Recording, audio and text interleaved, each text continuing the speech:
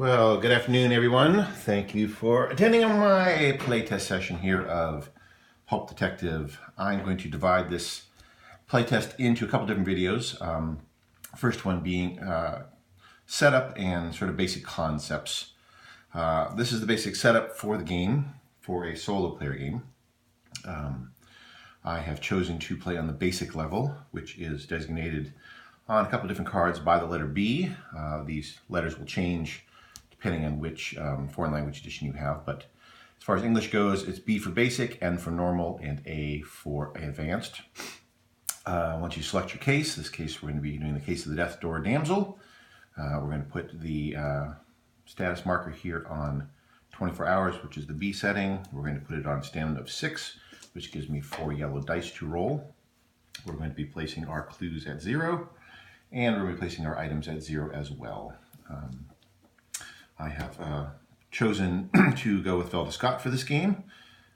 She is a private eye. Her special action allows her to reduce the time on the time track by 1 hour in order to roll both red and gray dice during the turn.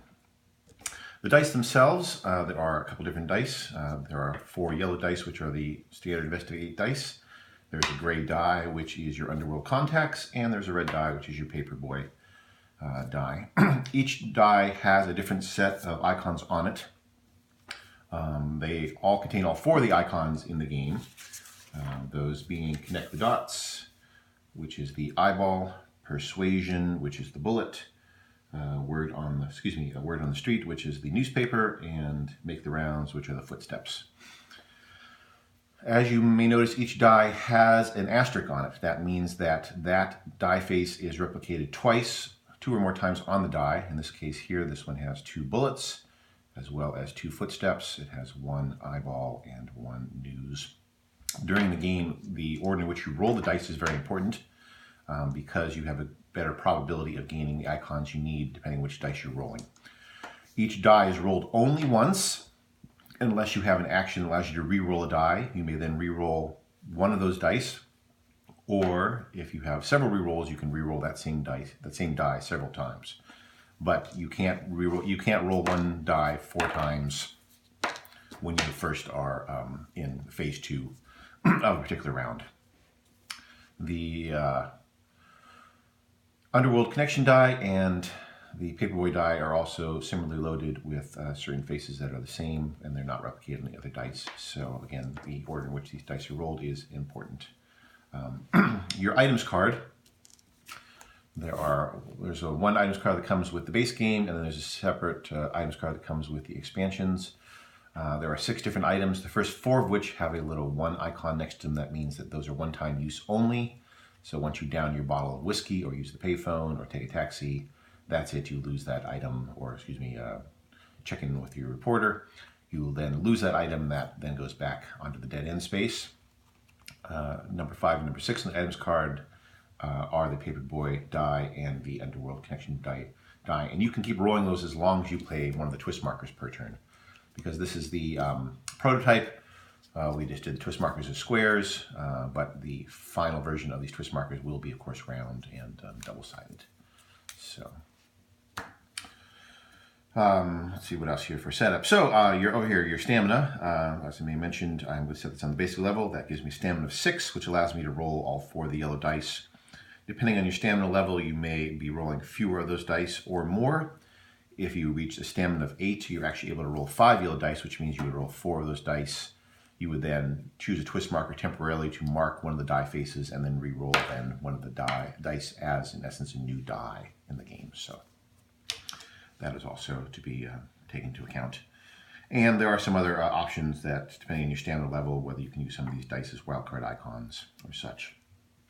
Your clues in the game, each of the different cases has a different number of clues to be searching for. And in this case, the base case of the game you need 4 clues.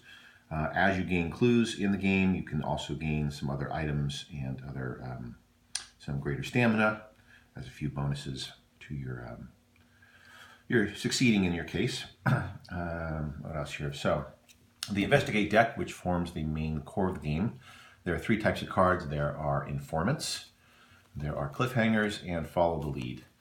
In the upper right-hand corner here is a set of icons. This one is for clues, the question mark, the gun is for your stamina, and the hat is for your items. Each type of these cards gains you a greater probability of gaining that type of thing in the game. Informants, you have a better chance of getting clues. Cliffhangers, you have a better chance of getting stamina. And follow the lead, you have a better chance of getting items. But there is the potential to gain any one of these type of things with any card. It just has a better chance of getting that item in the game. And you really need all three of these. The clues you need in order to confront the criminal and win the game. Stamina you need in order to roll enough dice to give you the chance to do that. And items give you ability to alter the dice or otherwise manipulate the die rolls in the game. And also choosing your detective can be an important part of that. The criminal in the game is not known until you have the 4 clues. So this is not a one and done sort of mystery novel game where once you solve it once, that's it. You're going to have a random generator basically for these criminals, and the criminals are different types, and I'll explain that during the actual playthrough session. So let's see what else here's. And again, we have 4 of each of the different twist icons. These again will be round. The expansion, which I'm not going to show today, does give us some additional detectives. It gives us sidekicks, which are able to be used during the game as well, and some double-cross event cards, which mess around with your investigation.